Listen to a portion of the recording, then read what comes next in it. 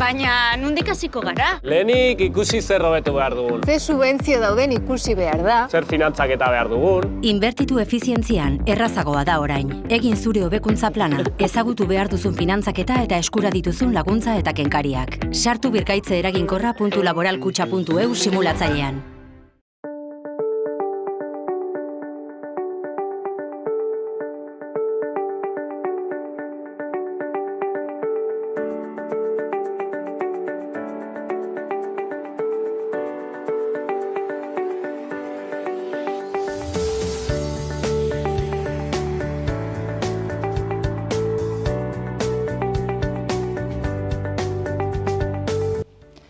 Kaixo eta ongi etorriak saio berri batera. Gaur, urtarrilak 18 osteguna, bi elkarrizketa berriekin gatoz. Alde batetik, Leire Motriko etorriko da, itsas salbamendu humanitariotik datorrena. Eta 2024ko Aita Mari itsasontziaren lehenengo misioa nola finantziatuko duten azalduko digu, baita misio horretan zer egingo duten ere. Eta beste alde batetik, Izaskun eta Bego etorriko dira, Sakanan antolatu dituzten emakumeak kirolak lagun topaketak aurkeztera. Baina horrekin hasi baino lehen, goazen betiko edukiarekin.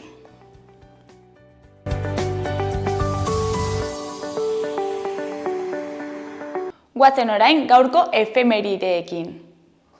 Gaurko egun batean, 1778an, James Cook britainiarrak Hawaii uharteak aurkitu zituen, Sandwich uharteak izena emanez. Urte batzuk geroago, 1886an, itsaizpi makina erakutsi zen jende aurrean lehen aldiz. Egun berean baina, 1943an, Alemaniako armadak Londres airez bombardeatu zuen. Eta bukatzeko, 1977an, ikurrina legeztatu zuten Hego Euskal Herrian diktaduraren ondoren.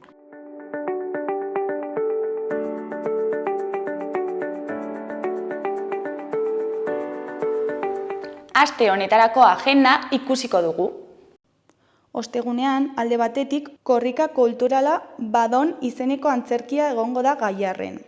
Badon opera postdramatikoa da, euskal kultura eta haren kanonak berrikustea duena helburu, horretarako hainbat diziplina uztartuz. Jolasaren bitartez, etorkizun utopiko espekulatibo bat proposatzen du. Bere sortzaileek adierazten duten bezala, Badon gure buruak berpentsatzeko, berreraikitzeko ariketa da, baina batez ere, eta denaren gainetik gure buruak ospatzeko festa bat. Korrika kulturaka egitasmoak antolatutako ikuskizuna da. Arratsaldeko 7etan izango da emanaldia, Gaiarre antzokian. Sarrerak 7 euroren truke eskuratu daitezke. Bestalde, Euskara Ezkabarten. Bisita giratua eta bertso saioa egongo da Hiruherri uharteko kultur etxean. Erakusketak Ezkabarteko testuak abiapuntu gisa hartuta, eremua euskalduna zela eta gaur egun ere badela agerian utzi nahi du. Erakusketaren bisita giratua eskainiko du Ekaitz Santazilia filologoak.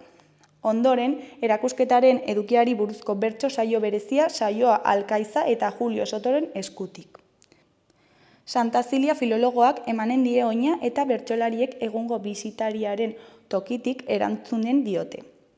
Bisita giratua eta bertso saioa urtarrilaren 18an izanen da, 7etan, eta sarrera librea aurretiaz izena eman da. Azkenik, Fermin Muguruzak zuzendutako dokumentalaren proiekzioa egongo da Kondestablearen jauregian 7:30. Dokumentalaren izena Bidasoa 2018-2023 da, eta proiekzioa euskaraz izanen da. Ostiralean, alde batetik, aurrendako sormen gunea egongo da Tokio Arrosa izenarekin. Paperezko lanparatxoak egiteko tailerra egongo da Kondestableko zibiboxean 5:30 7:00. Lantegiotan aurrek hainbat teknika eta material izanen dituzte langai bere marrazkiak landu eta aurkitzeko. Beren sormena garatzeko eta era berean lantegi bakoitzean dauden sorpresa ugariak topatzeko. Bestalde, Juslarrotxako zibiboxean arratsaldeko 6ak eta 7ak bitarte ipuin kantariak. Ipuinak eta askoz ere gehiago. Kontatzen eta abesten duenak maitasun eta pozez nazkatzen da. Igandean, goazen 10 kontzertua, Baluarten. EITB-ko goazen sail arrakastatsua baluartera dator goazen 10 kontzertua emanaldiarekin. Izan ere, goazen telesailak 10 urte betetzen ditu aurten, eta hori gutxi balitz, 100 atal. Telesaileko aktoreak areto nagusiko agertokira igoko dira, abesteko, dantzatzeko eta telesailaren alderdi dibertigarriak kontatzeko. Arratsaldeko 4:04 eta 6:30.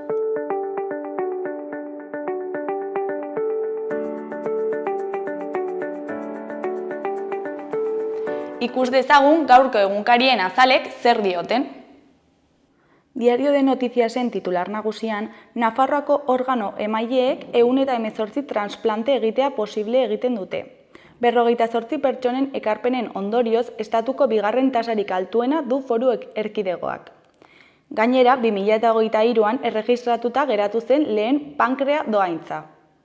Argazki nagusian, David Garziak lehen penaltiren jokaldia esageratzea aurpegiratu dio Le Normandi. Titularrean, porrota polemikarekin. Errealak 2 penaltirekin kanporatu du Osasuna kopatik.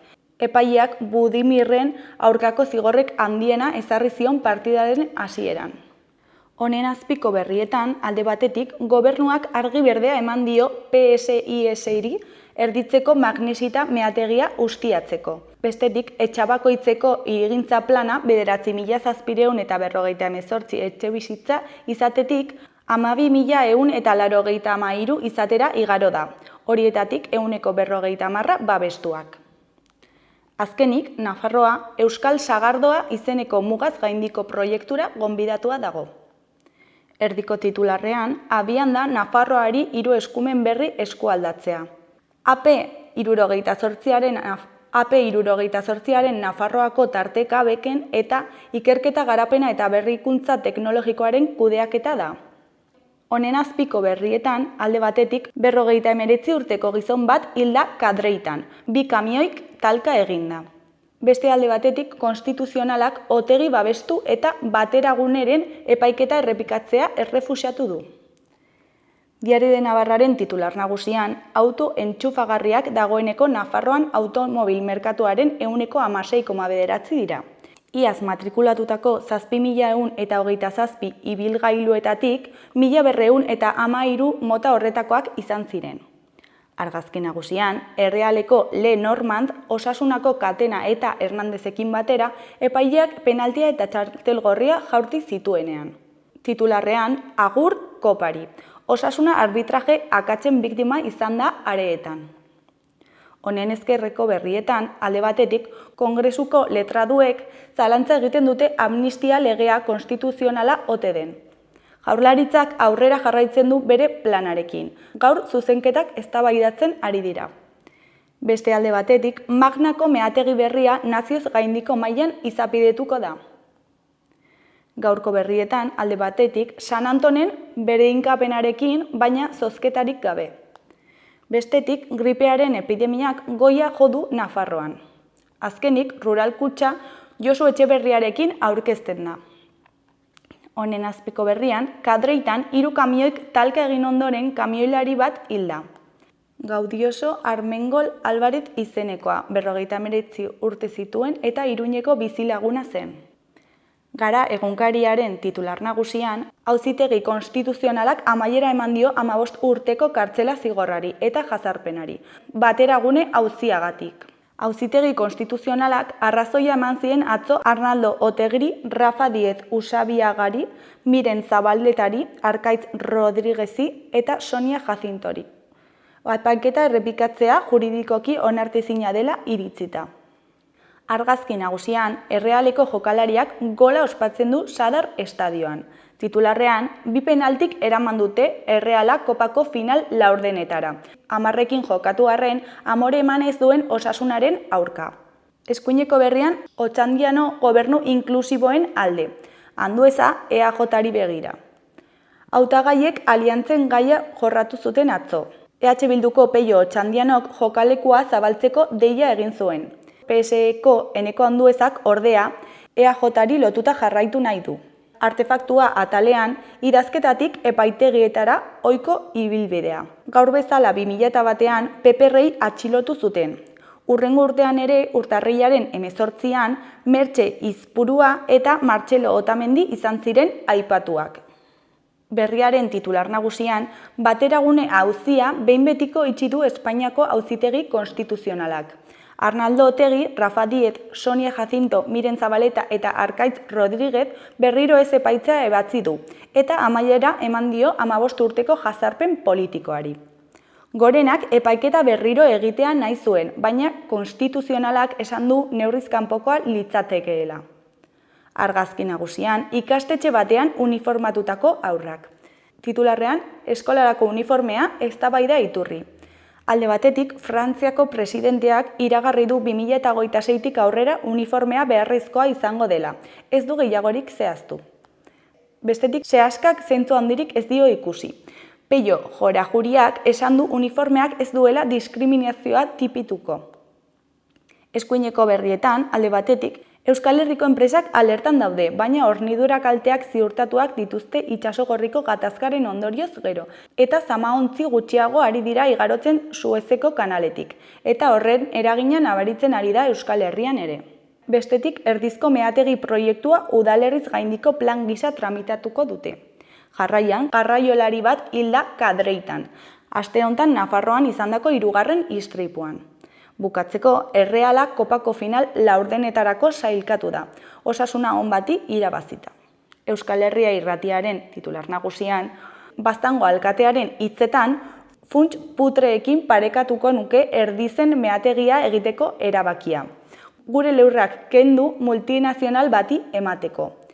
Erdizko meategia udalaz gaindiko plan gisara onartzeak baztandarrak gutxiestea esan nahi duela iruditzen zaio Baztango alkate Fernando Ambustegiri. Enpresa pribatuen interesak lehen etxi ditu Nafarroako gobernuak herri lurren nekazaritzako erabileraren gainetik. Gaineratu du. 3 aldiz ukatu zaie baztandarrei meategi buruzko iritzia ematea. Udalak bere esku dagoena eginen du proiektuaren kontra egiten segitzeko. Eskuineko berrietan, alde batetik, pena ltia. Osasunak 0-2 galdu zuen Errealaren aurka, atzo sadarren jokaturiko kopa final 8erenetako kanporaketa eta hartara lehiaketatik at geratu da. Beste alde batetik, hildako bat eta zauritu bat 2 kamionen arteko talkaren ondorioz, Kadreitan.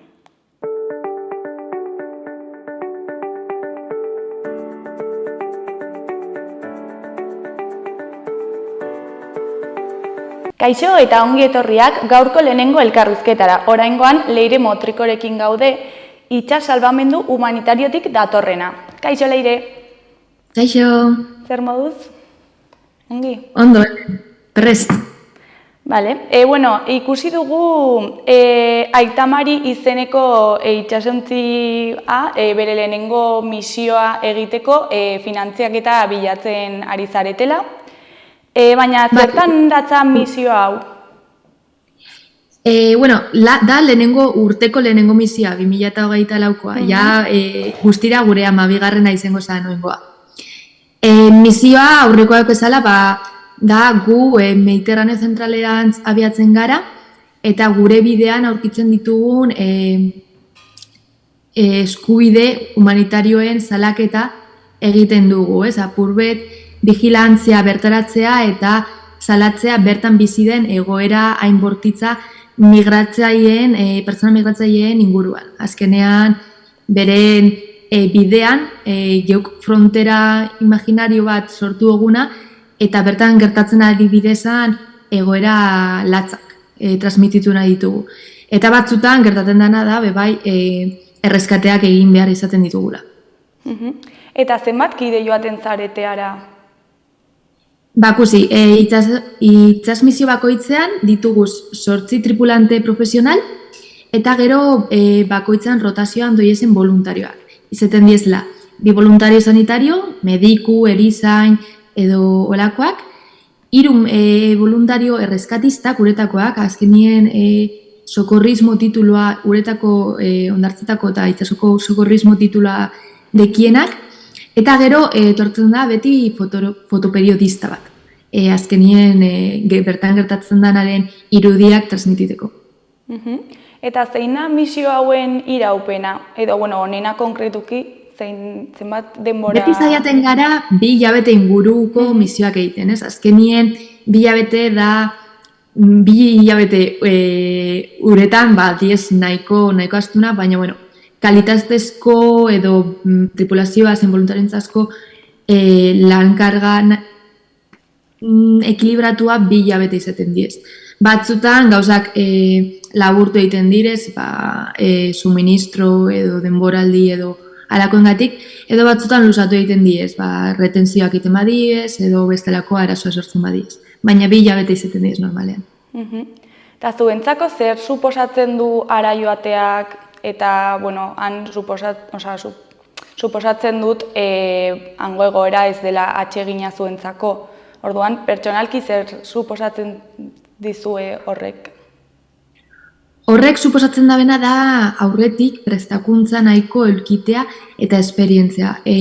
Gu voluntario gisa hautatzen dugunen artean, beti saiatzen gara aurretik esperientziaren bat olakoa izatea, ze bierda izaera edo karakter oso zehatza. Zehatza baino, nonor alako tentzio gerak, oso tentzionatutako egoerak izaten diez, bertan erreakzionatzeko kapazitatea dekien pertsonak, lasaitasuna mantentzeko dekien pertsonak, eta apurbet lantaldean lan egiteko duten kapazitatea neurtzen dugu.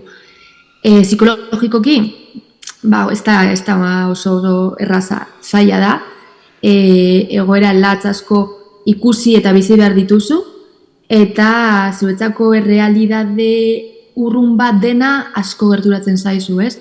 Orduen guretzako izaten da esfortzu, eta, sobre todo, itxasuntzean doietzako, esfortzu psikologiko handia, eta prestakuntza prozesu nahiko zehatz eta sakona.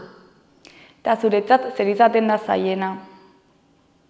Ni oraingoz ez nazku nitzazeko misio baten bez, toketan jata bulbal burten, baina gu prestakuntza eta informazio jari hori gestionatzea dekogu objektibo gisa misiotan, ez? Azkenien gertatzen dana ondo transmitidu pertsonen dignidade respetatuz eta haien babesa bermatuz. Orduen guk hemendik, ointze bertan lurrean lan egiten dugunetik, hori da gure egoera, apurbet jasoten dugun egoera gestionatu gero hori ezagutzera emateko. Eta finantziazio kanpainari begira, noiz hasi zen eta noiz arte egongo da?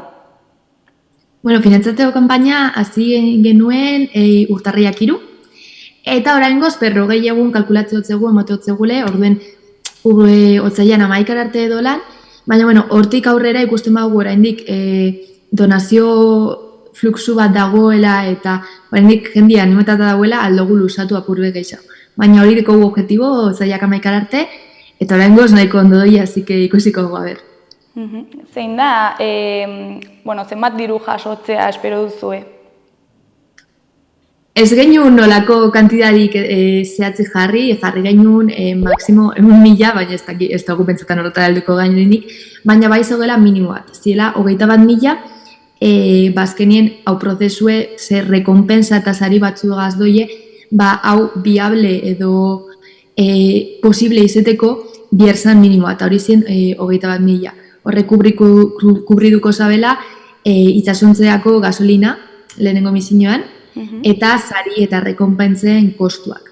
Eta lortu dugu, así que oso pozik gauz, 21.000 lortute, baina oraindik bidean zehar jarri dugu beste hito batzuk, ez? Apurbet gehiago lortuta, lortzegu misioko janaria kostua kentzea. Apurbe gehiago lortuta, itxasuntzea berda bezan berrikuntza batzuk egita lortzen dugu. Orduen, gure zaresoetan gure basue, deko jarrite azaldute dana, segurogu transparentzia guztia eukin, diru kontutan, azkenien askotan jentie donazio bat eitera doien esaten da, baina diru hau gero nola doi. Guk desglosa hoin dugu eta dekozue gida guztia gure zare sozialetan, eta oraingoz, esan leike gaur, lortu gula bebai gasolinaz gain, janaria be kostue bermatzea, así que oso posibioz. Bueno, lehenengo gauza zorionak, hori Esker, bueno, guri ez, donatuei, guri doaintzak emoduzkoen guztiei, eskerrak. Eta, bueno, nola parte hartu daiteke donazio hoietan? Horrela, hemendik entzuten gaituen jendeak jakiteko eta donatu ahal izateko? Bueno, dekozue gure sare sozialetan eta web horrixen, Goteo plataformaren bitartez eitziogu, Fiare banka etikaren kolaborazioagaz, eta da crowdfunding web horri bat, non donazioa emoteozun, eta gero kanpainaren amaieran guk zuk erabakitako sari edo errekonpentsa bidaltzen dizugu, ez? Baina, bueno, hori da crowdfunding kanpainako kolaborazio zehatza. Gero, zeuen konture beste badauz ohiko donazioak, bitun bidez, kontu korronten bidez, baina geuk horretaz aparte asko gure eguna da transmitidu kolaborazio handiena dala guk lantzen dugun migrazio krisiaren egoera gure ingurunean zabaltzea. Salatzea Europar Batasunak hartzen da bezan neurriak, ez diezela bat ere egokiak eta askotan nekropolitika deitze hotzegun zenak, ze ez tekie helburu pertsonean babesa bermatzea, baizik eta pertsona horrek ez etortzea edo ez lortzea geure herrialdetara heldu baino lehen paratea, eta hori egiteko ez teki erreparorik nekropolitikak erabiltzeko, ez? Askotan eitzen da bena, ez dela saiaten diezen jendeen kopurua murriztea, baizik eta saiaten diezen jendearen hilketa, eriotz kopurua handitzea, ez?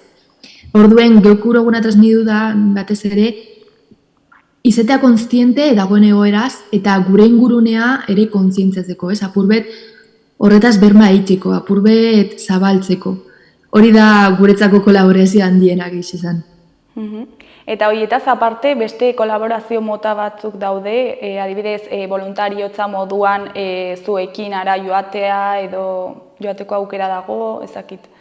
Hori da, bai, komentatu edan bidez, voluntarioak misio bakoitzan aldatuz doie, eta gure web horrian aldozu egitzi gure bauzue zuen perfila, olako perfil ezberdina bihatzeguz, baina beti ere esan ditudan ezaugarriekin. Orduen, gure bauzue misión baten parte hartu, aldozu bertara bidali, gero ebaluazio prozesu batzu pasabidiez, baina beti dago ondo balkitea ez, voluntario saku bat misiño bakoitzan bierdezenean, igual galdetzea edo azkenean asko ezin da bi hilabete bermatu egonaldi ezela barkuen.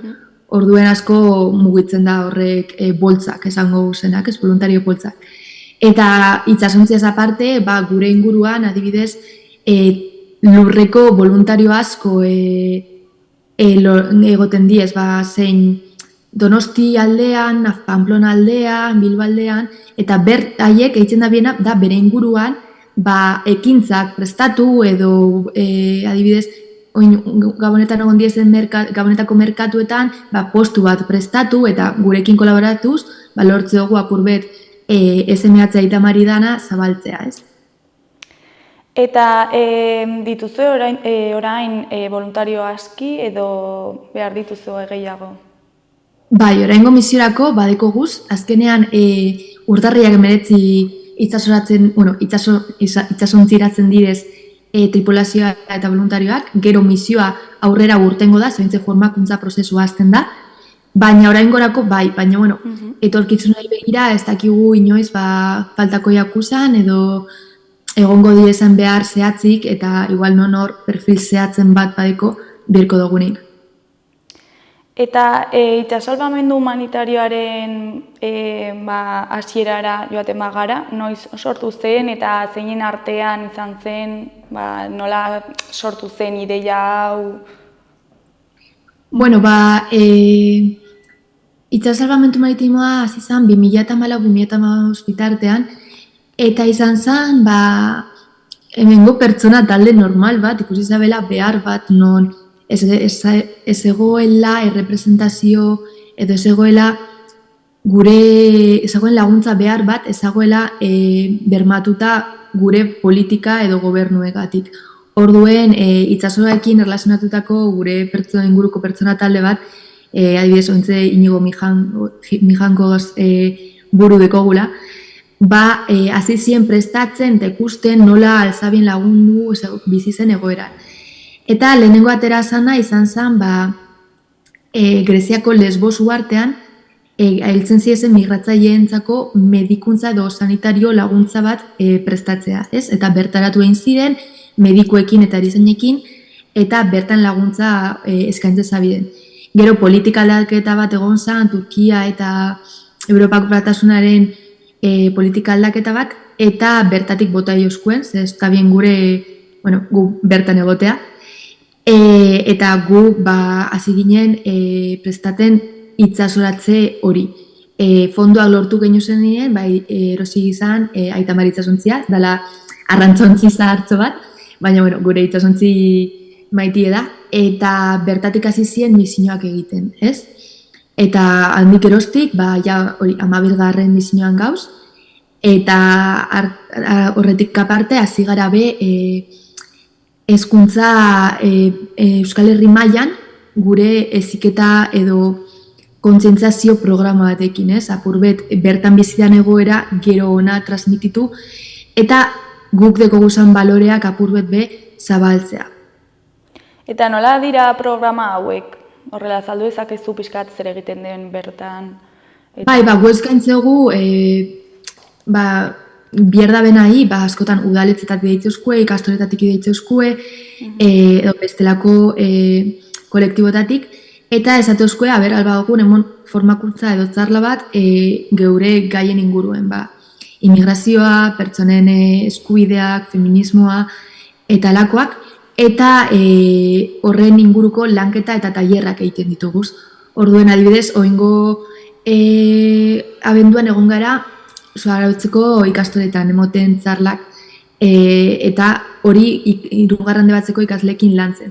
Da apurbet programa bat, non lanketa prozesu zehatz batzuk eruteguz aurrera, apurbet ez geratzeko bakarrik bidean gertatzen dana transmititzeko. Hemengo harrera lantzeko, askotan migratzaileak guk lan egiten dugu Italiar inguruan eta bertaratzen dira portuak gertua dozlako, baina geuri heltzen jakuzen migratzaile edo pertsona migratzaileen kopurua askotan ez dugu ondo gestionetan. Eta sortzen diez, horrek estereotipoak, aurreiritziak, ez da biela harrera ona emoten pertsona hauei. Orduen gu hori apurbel lantzeko bertan pentsetan genuen beharrezkoa zela.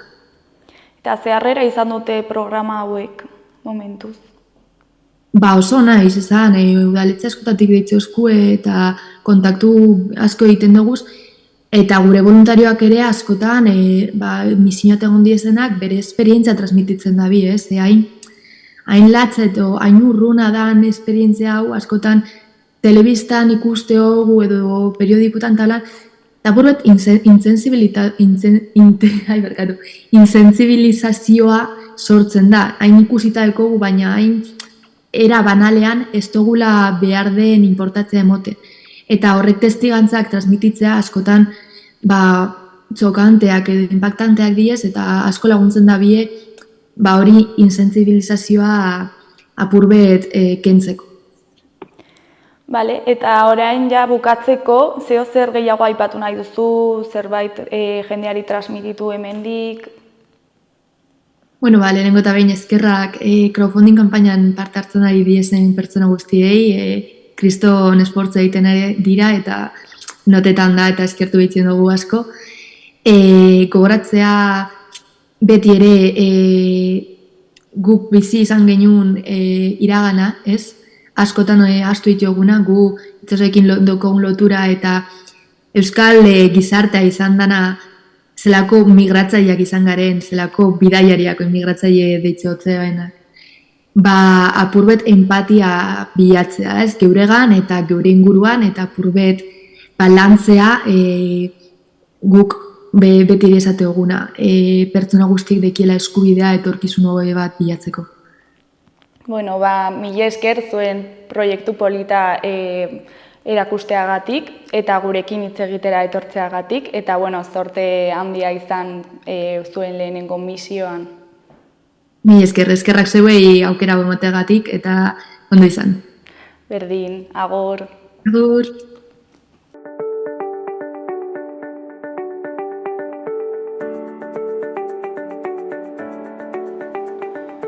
Gaurko eta biharko eguraldia ikusiko dugu. Gaur, osteguna, haizeak ipar-mendebaldera egingo du eta temperaturak behera. Fronte baten etorrerarekin zerua estalita geratuko da eta euria egingo du, bereziki Kantauri isurialdean eta egunaren bigarren partean. Goizean, oraindik ere, hego-mendebaldeko haizeak gogor joko du eta ipar-mendebaldera egingo du arratsaldean, pixkanaka indarra galduz. Temperatura maksimoak goizean neurtuko dira. Egunak aurrera egin ahala, temperatura nabarmen jaitsiko da eta minimoak azken orduetan neurtuko dira. Elur-kota baliteke 1500 metrotik behera jaistea egunaren amaieran. Bihar ostirala asko jaitsiko da temperatura. Goizean eta goizean goiz oso hodeitsu egongo da eta prezipitazio txikia egingo du, batez ere hegoaldean, Ebro ibarrean. Eguerdi ingururako atertu eta hodeiak gutxito egingo dira, iparraldetik hegoaldera. Gauean zerua garbi geratuko da. Elurkota goizaldean 1000-1200 metro inguruan egongo da eta goizean baliteke 1000 metrotik behera jaistea. Ipar ekialdeko haizea ibiliko da, bolada gogorrekin haizeguneetan eta hotz egingo du. Temperatura altuenek ez dute 4-6 graduak gaindituko barnealdean eta 10 graduak kostaldean. Azken orduetan izotza botako du barnealdean.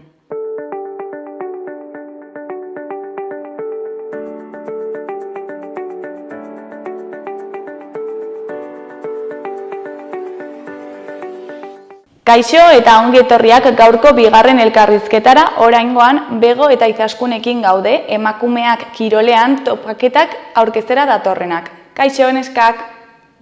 Kaixo, egunon. Bueno, nondik dator hau egiteko ideia? Joan zen udazken bukaeran edo egin genuen froga moduko bat, egun bakarreko topaketa bat egin genuen, antolatu genuen, padel topaketa bat, eta hori izan zen pixkat honen abia puntua. Lehendik ere baziren jarduerak, ez dut esan, eta lau zerbitzuk antolatzen dugu, Sakanako mankomunitateko lau zerbitzuren artean, anitzartean, kulturarteko zerbitzua, berdintasun zerbitzua, euskara zerbitzua eta kirol zerbitzua. Eta, zerbitzuen artean baziren zenbait jarduera, eta horien artean batzuk emakumeak kirolean ahalduntzeko helburuarekin. Eta beste batzuk bagian kulturartasuna sustatzeko helburuarekin. Beste batzutan euskara indartzeko, pixkat zeharlerro horiek gurutzatzen dira behin baino gehiagotan. Eta azaroan proba egin genuen emakumendako kirol proba bat antolatu, eta hain zuzen ere helburu horiekin, ezta? Berdintasuna, euskara sustatu, kirolean emakumen parte hartzea handitu, eta egin genuen padel topaketa hura, eta gero haien kontrastea, parte hartu zuten emakumen kontrastea jaso. Eta balorazioa egin zen, eta adierazi zuten nahia jarduera gehiago antolatzeko. Hortik etorri dira topaketa hauek. Oraingo honetan ja 4 jarduera antolatu ditugu. Eta noiz izango dira, eta non? Izango da hilabetean behin, igande batekin, igande goiza batekin. 2024 hau hasiko dugu 4 saiotako programaketa batekin. Eta, gure asmoa da baita ere, Izaskuneko ongi adierazi dituen helburu horiek betetzen joateaz gain, Sakanako eskualdeko herri desberdinetan ere ekimen horiek hurbiltzea edo eskaintzea, ezta? Orduan, lehendabiziko saioa izango da berriro padel topaketa bat, urtarrilaren 28an, igandearekin, goizeko 10:00 eguerdiko ordu batetara, eta izango da Arbizuko kiroldegian, hori da. Ondorengo bigarren padel pistan. Padel pista, hori da. Eta gainera, hori egin dugu elkarlanean Sakana Padel enpresarekin. Bigarren ekimena izango da futbol topaketa, hori izango da urtarrilaren 25an, igandearekin, ordutegi bera, goizetik, 10:00 hasita, Olaztiko herrin. Hirugarren saioa, lasterketa izanen da martxoaren 10:00, martxoaren 8ko bueltan, ezta? Baina indiken herriez zehazteke dago, horren berri aurre xego. Eta azkena, programazio honetan behintzat, izanen da mendi irtera bat, etxarriaren atzen, apirilaren 21. Hoi da. Eta norka puntatu daiteke bertara? Edo, nori zuzenduta dago? Bai, zuzenduta dago sakanako emakumei. Edozein ezaugarrirekin, sakanako emakumeak ongi etorriak izanen dira. Bultzatu nahi dugu, sustatu nahi denez, kulturartekotasuna, bai adirazi nahi dugu,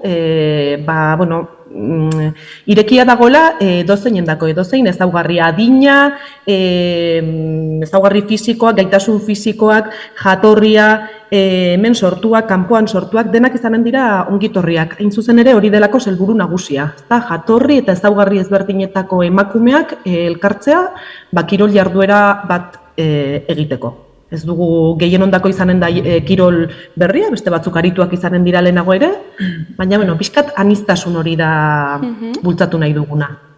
Eta horren arira, bereziki adinarengatik, talde ezberdinak egongo dira edo denak batera egongo zarete? Saiatuko gara nahazten. Bai, aniztasun horrek ere emango digulako adina ezberdineko gizarteak eman jezaguke generazioen arteko hartu eman hori ere lantzea eta bultzatzea. Eta pixkanaka euskarara hurbilduz ere parte hartuko duen pertsona gozik. Eta sakanatik kanpo norbait apuntatu nahi badu, aukera izan daitezake edo ezin da? Hasiera batean sakandarrendako jarduera da, baina bakarren batek galdetu digu. Eta, guk deia egiten dugu izena emateko, lehentasuna izanen lukete sakandarrek. Plaza kasu batuetan, adibidez, helduen asteko padel topaketa horretan, eremuak badira bi pista, padel pista, eta orduan lekuak berak mugatu dezake plaza kopurua. Orduan, kasu horretan adibidez, beteko balira plazak, lehentasuna izanen lukete sakandarrek. Baina, izena eman, eta gero, bezperan, ostegun ostiralean esango genuke lekurik dagoen edo ez. Eta noiz arte dago izena emateko eta zer egin behar da? Izena eman beharko da, egitasmo aurrera eramanen den igande hori baino aurreko asteazkena, esan nahi dut.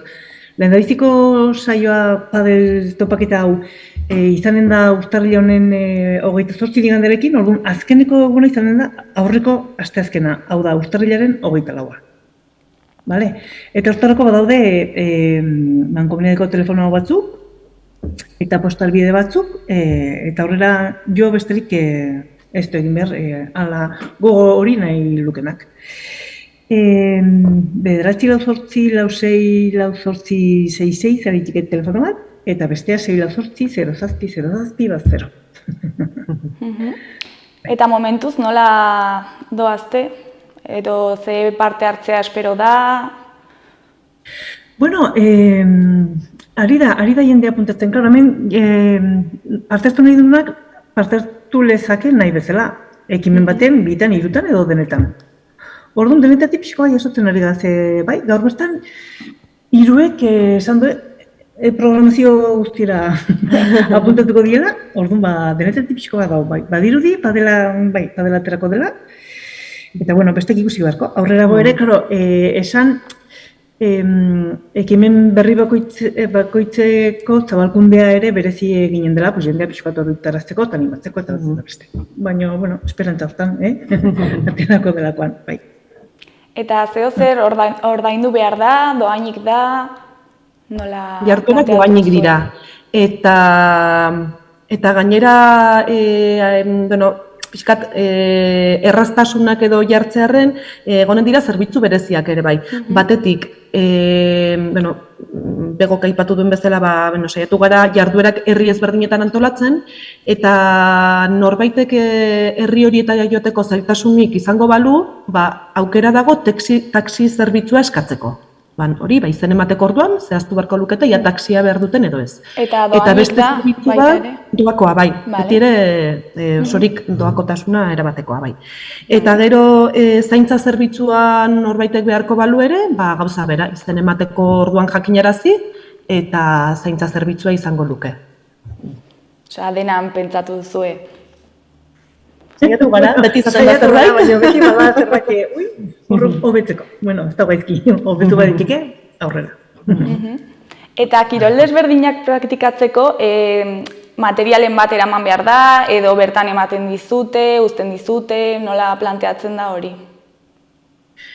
Ez, eraman berdena da arropa erosoa, kirola egiteko, ongi pasatzeko gogoa, eta animoa, eta venga, sakana padarikoak adibidez, beraien instalazioetan, materiala jazten ditue, futbolarekin gauza bera, kirol zerbitzutik ere gainera badagoen nahiko material, bestek ez due materialari giri behar, orduan ez. Hori ere erreste aldera eskiniko da, bai. Jendek eman berduna da, hoxe, arropa eroso eta ongi pasatzeko gogoa. Eta, ja, bukatzeko, zeo zer gehiago esan nahi duzue, ezakit, zerbait ahaztu dugu? Nik uste dut ez, batu dugula guztia, ezta?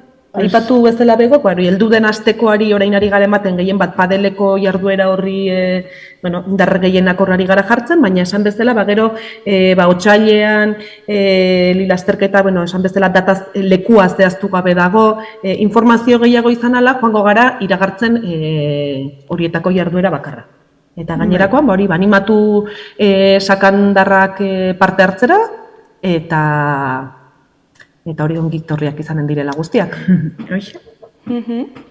Bale, mila esker gurekin zuen topaketak partek atzeagatik, eta hori, mila esker gurekin hitz egitea etortzeagatik. Eskerrik asko zuei. Bueno, ondo izan, bikote. Agur. Agur.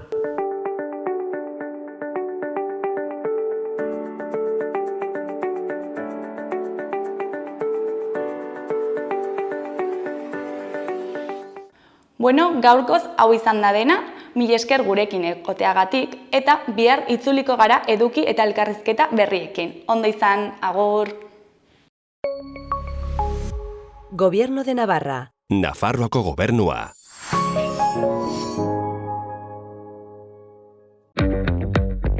Ea nahi dudan, jakina. Eta argiaren fakturan aurreztea. Eta gasarenean. Ona da planetarentzat. Eta orain diru laguntzak dituzte. Inbertitu efizientzian. Egin zure etxe bizitza efizienteagoa eta jasangarriagoa. Eta aurrezten lagun diezazula. Birgaitze eraginkorra.laboralkutxa.eus.